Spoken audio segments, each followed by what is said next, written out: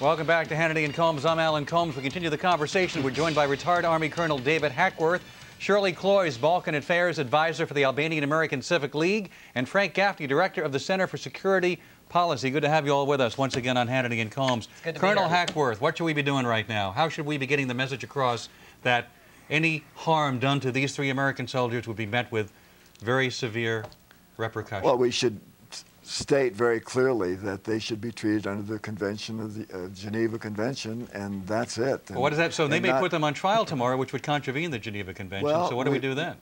Well, if they do, then we'll have to take appropriate action. But in my case, I think, having experienced this, my battalion had probably 40 men captured by the Serbs in 46, 47, 48.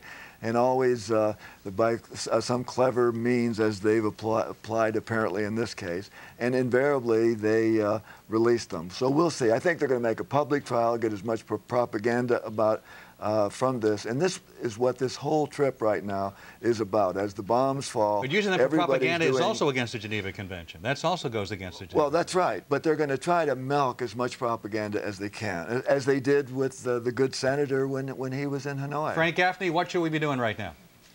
Well, I think we should be focusing our war aims where they should have been from the beginning. In fact, where they should have been before we actually got into these kinds of hostilities, and that is at the removal of Slobodan Milosevic from power.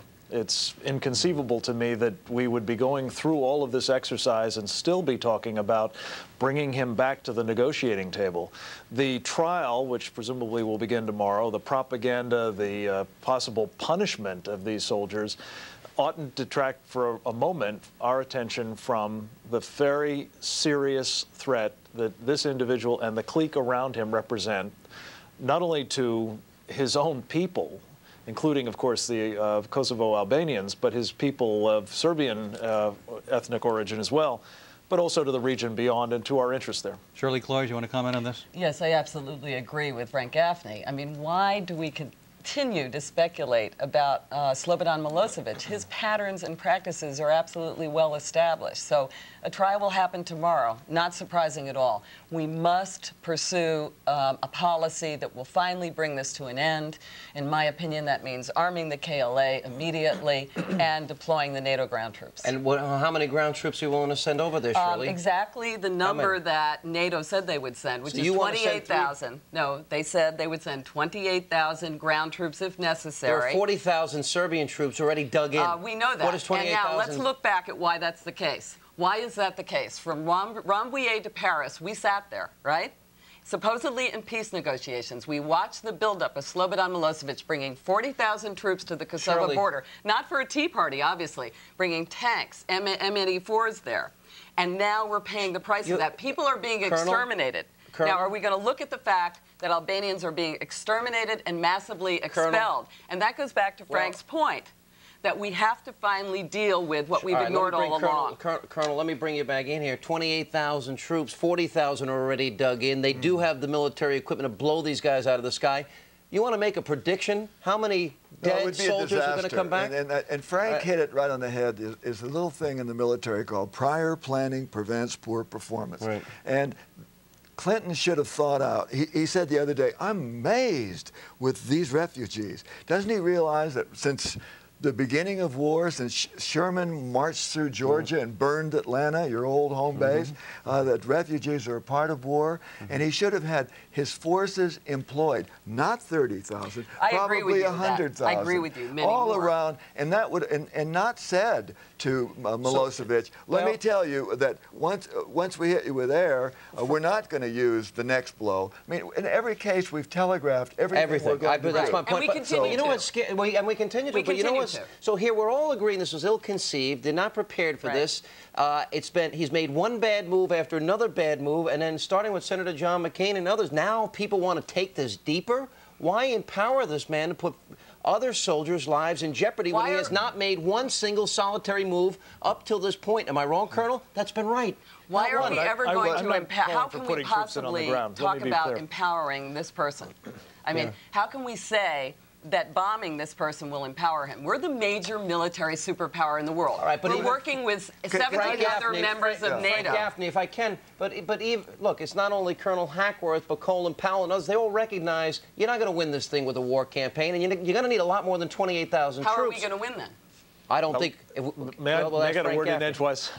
I would just say, for the moment, don't put forces in on the ground. Look, the Kosovo situation, regrettably, is going to be rolled up here in the next day or two, long before NATO could put any number of forces in. They've got some lightly armed guys in Macedonia, but those guys aren't going to be able to deal with a fraction of what's in Kosovo on the Serb side. You've got to take the war to Slobodan Milosevic himself. I think some of that can be done by air power. Right. There are other means that can be brought to bear as well. I think just getting the truth to the Serb people could make a big difference. Here's what I don't understand. They're not getting exposed to it at all. If we, Colonel, go in there, ground troops, at this point, what do we win? They've already done the ethnic cleansing. They've already destroyed marriage records, land deeds. Yeah. What do we win at this point? What are we willing to do then to stop what's happening? Excuse me, Shirley, but haven't we... Shirley, we'll get to you. He asked me the question. I'll be happy to listen to your answer. Yeah, but you're doing a little motor mouth. All right, let's well, there have been a lot of battery-operated responses to this. Because we have so much propaganda going. Let's get to the issue here. But I'm more concerned about getting the facts out to the American people rather than all the propaganda. But let's get to the issue. What do we win at this point? Because, I mean, he's already done the destruction. Yeah. They've already destroyed the records. And when you look at it from a military viewpoint, it will probably take from 4 to 6 months to move the kind of forces and the logistics backup, the beans and the bullets and all of that. We don't have that much time. To be able to, that's right. So, as Frank said, it is too late to save what went down. As it was when Sherman went through Georgia, it was too late, and those were Americans killing Americans. All right, Frank Gaffney, I want to go back to you if I can here. You said, why are we in Serbia, and some information you put out there, and you raised the question that this is about a president trying to reestablish some credibility and a legacy. Do you think that's the case?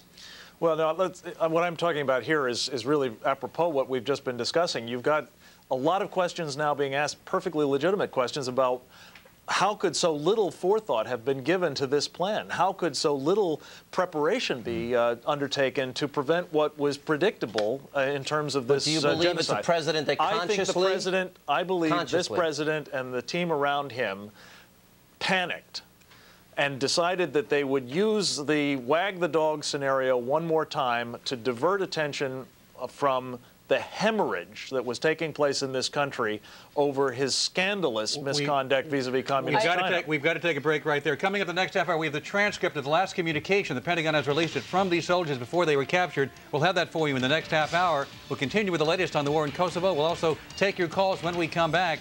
Please stay with us on Hannity and Combs.